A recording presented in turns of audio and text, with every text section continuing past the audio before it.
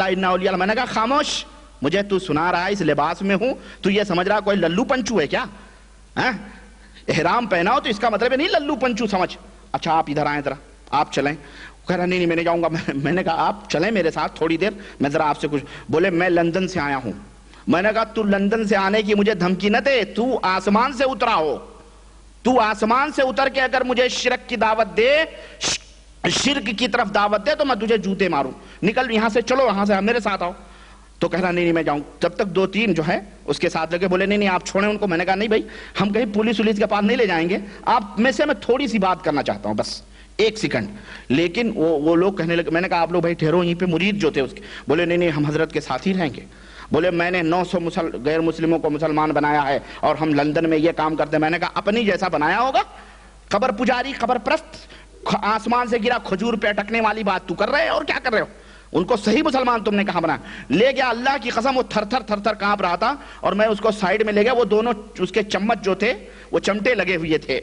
मैंने कहा अल्लाह से डरो, ये हरम है, ये तौहीद का शहर है। अल्लाह के नबी सल्लल्लाहु अलैहि वसल्लम ने यहाँ तो इब्राहिम और इस्माइल और जो है मरियम की भी तस्वीरों को पैरों से कुचला था, और यहाँ से इसको पाक किया था इसे, और तुम हरम के दरवाजे पे खड़ करके और तुम शिर्क की दावत देते हो। हम जो कह रहे हैं तुम हमारे ऊपर गुस्सा क्यों हो गए? जाओ कह दो ना जलाली नजर उठाते भारत भस्म हो जाए।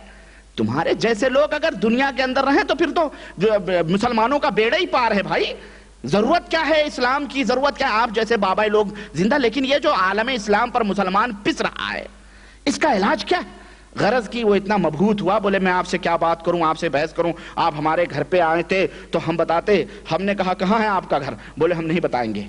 वो चला गया, उसको दोनों मुरीद उसको लेके चले गए। अलमुहिम कहने का मतलब यह है कि इस तरह से धौंस जमाते हैं, इस तरह से उम्मत को गुमराह करते हैं। वो शैतान था, वो शैतान था। आखिरकार वो उसको बोला कि मैंने तुझे कहा था हरम के दरवाजे पे मत खड़ो, बाहर खड़ा हो।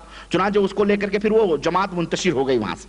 अलमुहिम इस तरह से लोग अपनी पीरी का, मुजावरी का, मुर्शिदी का, तकवे की, परहेजगारी का और जनाब वो लिबासों का और अपनी चोटियों का, अपने इतने मोटे मोटे मालाओं और तस्बीहों का, अंगूठियों का, आपने देखा होगा ऐसे लोग हमारे यहाँ बहुत हैं। और कुछ सादी वर्दी के अंदर भी बैठे हैं, कुछ सादी वर्दी, सब ऐसे नहीं होते, कुछ सादी वर्दी के अंदर भी बैठ के लोगों को लूटते हैं, अपने आप को हकीमुल उम्मत और पता नहीं क्या क्या कहते हैं, और कुरान को बेच बेच के खाते हैं, कुरान को बेच बेच के खाते हैं। आप कहोगे ये देखो मेरे पास, मैं क्यों ये मौजू बयान कर रहा हूं, इसकी भी एक वजह, ये हकीमुल उम्मत की पुड़िया है, ये नुस्खे हकीमिया है। ये मौलाना अशरफ अली थानवी साहब, देखिए बुरा ना मानिएगा, ये मैं अपनी तरफ से नहीं बोल रहा हूं, बुरा मानने की जरूरत, मैं किसी के ऊपर तानो तश नहीं कर रहा हूं, ये समझने की बात है। हमने कोई गलत बात नहीं की, हमने कहा हकीमुल उम्मत हैं ये, हर चीज में ज़ाहिर है रहनुमाई। नबी तो गैर, नबी सल्लल्लाहु अलैहि वसल्लम को कौन मानता है हकीम? नबी सल्लल्लाहु अलैहि वसल्लम को कौन मानता है रहबर और रहनुमा? नबी सल्लल्लाहु अलैहि वसल्लम को कौन कायद और रहबर मानता है? वो नबी सल्लल्लाहु अलैहि वसल्लम तो गए खलास, उनकी किताब और सुन्नत वो बुजुर्गान दीन समझ के लिख के चले गए। अब ये नए मुजद्दिद, इस जमाने के मुजद्दिद लोग हैं जो इस दौर में नबूवत और रिसालत के जो है पैकर बन करके लोगों को हकामत की बात कर रहे हैं। देखें ये लिखते हैं, एक आगे बांध ले, एक पीछे बांध ले दामन में, और तीसरा बाकी बचा। तो देखें क्या कह रहे हैं, गौर करने की बात है, आपकी तवज्जो मैं चाहता हूं। हकीमुल उम्मत मौलाना अशरफ अली थानवी देवबंद के, ये बहुत बड़े पाए के उनकी तर्जमे कुरान, न जाने कितनी किताबें हैं अल्लाह की मां। लिखते हैं कि एक तो आगे बांध दे, दूसरे पिछले दामन में, और एक जेरे नाफ बांध ले। नऊजुबिल्लाह, कहां बांध ले? जेरे नाफ। हमारे एक भाई ने हमसे सवाल नहीं किया बल्कि कैसेट भर के भेजा, कहा जनाब आपने दरूदो सलाम वाली कैसेट में कुत्ता कहा है। अब जाहिल लोग ये कहते हैं जी कुत्ता हमको कह रहे हैं, मिलाद पढ़ने वालों को, है ना? आपने असल में किसको कुत्ता कहा? और जाहिल लोग बेचारे किसी और को कुत्ता समझते हैं। मैंने नहीं कहा कुत्ता, उन्होंने खुद अपने आप को कुत्ता कहा है। मैंने तो सिर्फ सग के ऊपर जो पर्दा पड़ा हुआ था ना, सग, लफ्जे सग, उसके ऊपर जो सगाने मदीना, सगे मदीना, कुत्ता जो पड़ा, और जो सग माने कुत्ता होता ना, तो उस कुत्ते के ऊपर जो पर्दा पड़ा हुआ था, मैंने वो पर्दा ऐसा फाड़ दिया। मैंने कहा देख यार इसके पीछे ये सग का मतलब क्या है, जरा समझ, ये देख। तो अब बिलबिला गए जी रब्बानी साहब कुत्ता कह रहे। मैंने नहीं कुत्ता कहा भाई, मैं किसी को कुत्ता, उनकी किताबों में लिखा हुआ है ये कुत्ता लिखा, वो खुद अपने आप को कुत्ता बन रहे हैं। تو ہمیں کہنے میں کیا مذائقہ یہ بتاؤ؟ اگر ہم کہیں یہ مدینے پاک کے کتے یا غوث پاک کے کتے ادھر آ، تو کون سی بری بات ہے بھائی؟ ابھی خود کہہ رہے ہو تو ہم بھی کہہ رہے ہیں.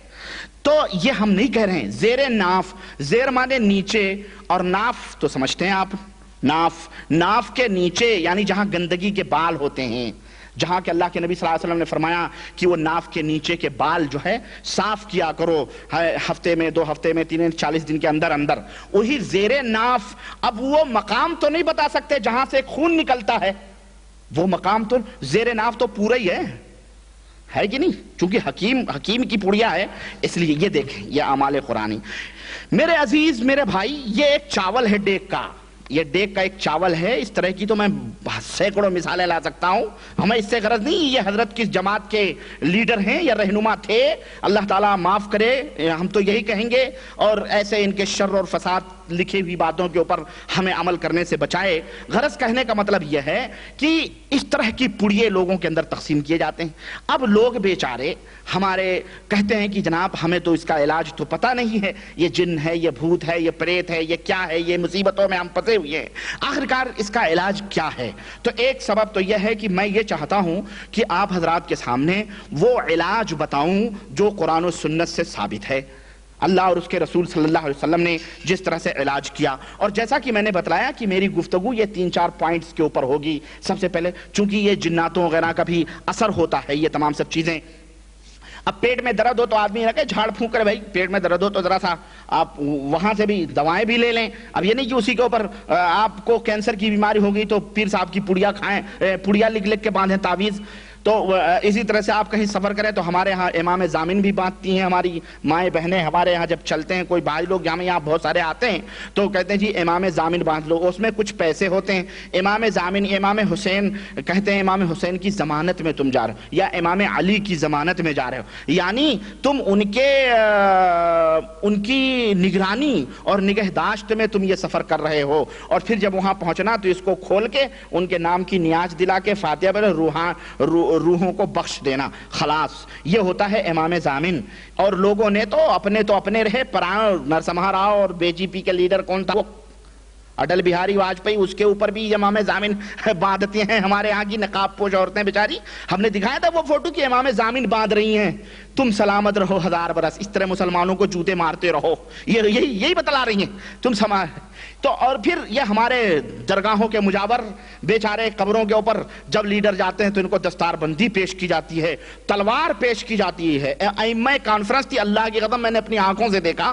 دلی کے اندر بچوں کا گھر ہے ایک، دریا گنج میں بچوں کا گھر ہے. میں اس وقت پڑھ رہا تھا اور راجیو گاندھی جنرل سیکریٹری تھا، مر گیا خبیث. تو اب وہ جب گیا وہاں پہ تو باقاعدے ائمہ لوگوں نے اس کے اوپر پگڑی باندھی اور تلوار دیا، اس کو تلوار پیش کیا. مسلمانوں کو کاٹنے میں کام آئیں گی یہ تلواریں، یہ ہتھیار ہے نا. اپنا ہتھیار خود تو استعمال نہیں کرتے، چوڑیاں پہن لی ہیں انہوں نے، اب غیر قوموں کو دے رہے ہیں کہ لو تم سنبھالو، یہ تمہاری چیز ہے. ہم ذلیل ہیں، رسوا ہیں، ایسے رہیں گے، ہم سسکتے رہیں گے، ہم سب کچھ کرتے رہیں گے. تو اس طرح سے انہوں نے جو ہے یہ تمام سب چیزیں سونپ دیں. غرض کہنے کا مطلب یہ ہے کہ اس طرح سے جو ہے ہمارے ہاں ان سب کفر کی بھی حفاظت ہوتی ہے اور اکھنڈتا اور بھارت کی ایکتا کی باتیں ہوتی ہیں کہ ہمارا ملک ٹوٹے نہیں، اکھنڈتا ہو، اس کے اندر ایکتائیت آئے اور یہ ہو وہ ہو، اور اس طرح سے جو ہے ہوتا ہے. غرض میرے عزیز، میرے دوست، یہ اسباب ہیں.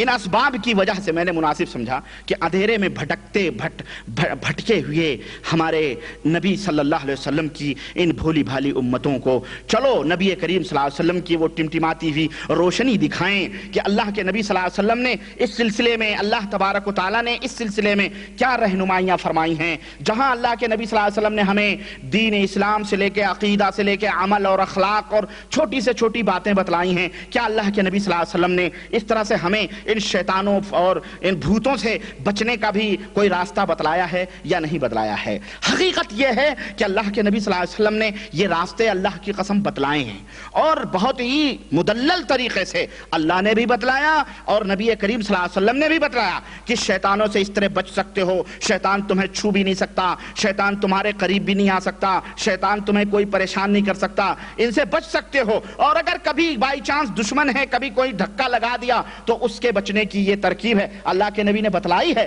لیکن اصل میں یہ ہے نا کہ تعویذ پہن لینا، پلیتے پہن لینا آسان ہے، لیکن نبی کریم صلی اللہ علیہ وسلم کی باتیں چونکہ وہ عمل کرنا پڑے گا، اس کے اوپر جو ہے عملی ثبوت دینا پڑے گا، لوگوں کو سب کچھ کیا کہتے ہیں محنت کرنا پڑے گی، اس لیے اس سے دور بھاگتے ہیں۔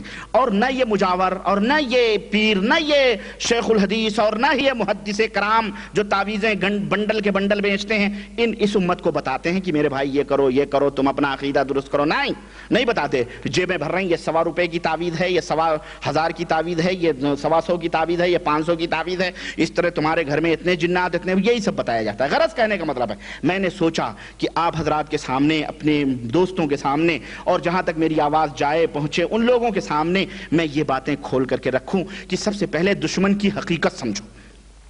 شیطان ہی تو دشمن ہے نا، ان الشیطان الانسان عدو مبین۔ سب سے پہلے دشمن کی حقیقت سمجھو، پھر دشمن کن کن راستوں سے تمہارے اوپر حملہ آور ہوتا ہے اس کو سمجھو، کیا اس نے انبیاء کے اوپر بھی حملے کیے اسے بھی سمجھو، کیا اس کا دلوں کے برباد کرنے کے کون کون سے راستے ہیں اس کو بھی سمجھو، پھر اس دشمن سے بچنے کے کیا کیا طریقے ہیں وہ بھی سمجھو، اور جو دشمن کی رنجش اور اس کی بندش میں آ چکا ہے، دشمن کے جھمیلے میں پہنچ چکا ہے اس شیطان کے، اس کا علاج کیسے ہو، وہ کیسے بچ سکتا ہے، یہ تمام سب چیزیں میں انشاءاللہ تبارک و تعالی یہ آپ کے سامنے رکھنا چاہتا ہوں۔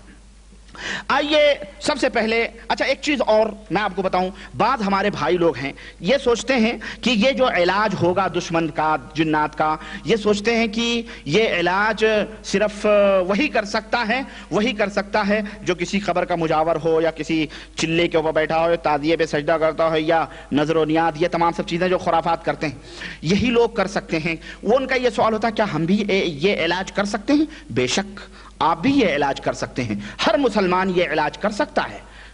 شرط کیا ہے؟ اس کے کچھ صفات ہیں، علاج کرنے والے کے لیے کچھ صفات ہیں، کچھ اس کے گن ہیں، وہ سمجھ لیں، اس کو اپنے ذہنوں میں بٹھا لیں، بے شک آپ بھی اس طرح سے علاج کریں، اپنا علاج کریں، اپنے گھر والوں کا علاج کریں۔ وہ شروط ہیں، ان شروط کے اوپر آپ مکمل طور پہ اتر جائیں، یقیناً آپ بھی کر سکتے ہیں۔ اسی طرح سے کچھ شبہات اس طرح کے بھی پیدا ہوتے ہیں کہ جناب علی قرآن کریم میں ظاہر ہے اللہ کے رسول صلی اللہ علیہ وسلم نے جو آیتیں آپ پڑھ کے بتاؤ گے، یا یہ آیت، ایسا تو اللہ کے نبی نے نہیں فرمایا ہے کہ جی یہ آیت پڑھو تو یہ ہوگا، یہ آیت کریمہ پڑھو تو یہ ہوگا، تو کیسے آپ کیا کریں گے؟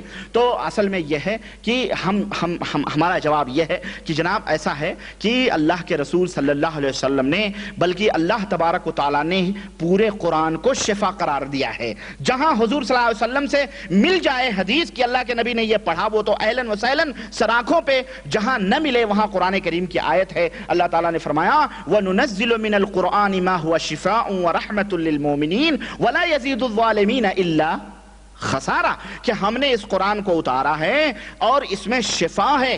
اس میں کیا ہے؟ شفا ہے، مومنوں کے لیے شفا ہے، اور اس میں رحمت ہے، اور ظالموں کے لیے اس میں کیا ہے؟ خسارہ اور نقصان ہے۔ اسی طرح سے اللہ کے رسول صلی اللہ علیہ وسلم نے، اور یہ شفا جو ہے جہاں پر آدمی کی روحانیت کو یہ قرآن شفا دیتا ہے، شرک اور خرافات کی گندگیاں اور پلید ان دلوں سے نکالتا ہے یہ قرآن، اور اسے صحیح فکر اور اللہ وحدہ لا شریک کی معرفت یہ قرآن دیتا ہے، وہیں جسمانی طور پر جو آفات، جو بلیات، جو آہات، جو پریشانیوں میں یہ اللہ کے بندے ملوث ہوں گے ان کے لیے بھی اس میں شفا ہے، معنوی طور پر بھی، اور یعنی روحانی طور پر بھی اور جسمانی طور پر، دونوں طور پر یہ قرآن ہمارے لیے شفا ہے۔ اسی طرح سے حضرت عائشہ رضی اللہ تعالیٰ عنہ کی روایت، اللہ کے رسول صلی اللہ علیہ وسلم نے فرمایا، حضرت عائشہ رضی اللہ تعالیٰ عنہ فرماتی ہیں کہ نبی کریم صلی اللہ علیہ وسلم ہمارے پاس آئے، اور ہمارے پاس ایک عورت بیٹھی ہوئی تھی جو علاج کر رہی تھی، جو علاج معالجہ کرتی تھی، تو یعنی وہ جھاڑ پھونک کرتی تھی، تو اللہ کے رسول صلی اللہ علیہ وسلم نے فرمایا عالجیہ بکتاب اللہ، اے بندی خدا، اے بادی خدا، اللہ کے قرآن سے علاج کرو۔ کس سے علاج کرو؟ اللہ کے کتاب یعنی قرآن کریم سے علاج کرو۔ تو اس آیت کریمہ سے، اس حدیث سے صاف واضح ہو گیا کہ پورے قرآن سے بھی ہم علاج کر سکتے ہیں، اور یہ جائز ہے، اس کے اندر کوئی قباحت نہیں ہے۔ اسی طرح سے بخاری شریف کی وہ روایت جس میں حضرت ابو سعید خدری رضی اللہ تعالیٰ عنہ نے وہ بچھو کے ڈنگ جس کو لگے تھے سورہ فاتحہ پڑھ کے علاج کیا تھا، تو نبی کریم صلی اللہ علیہ وسلم نے فرمایا کہ تمہیں کیسے معلوم ہوا کہ سورہ فاتحہ کے اندر یہ اس سے جھاڑ پھونک کیا جاتا؟ تو نے بولا اللہ کے نبی میں نے پڑھ گیا، اللہ تعالیٰ فائدہ دی۔ اس سے بھی واضح طور یہ بات ملتی ہے کہ سب نے اس وقت یہ نہیں سوچا کہ یہ سوچو کہ اللہ کے نبی نے کون کون سی آیتیں پڑھی ہیں، بلکہ ان کے ذہن میں بات آئی کہ قرآن سے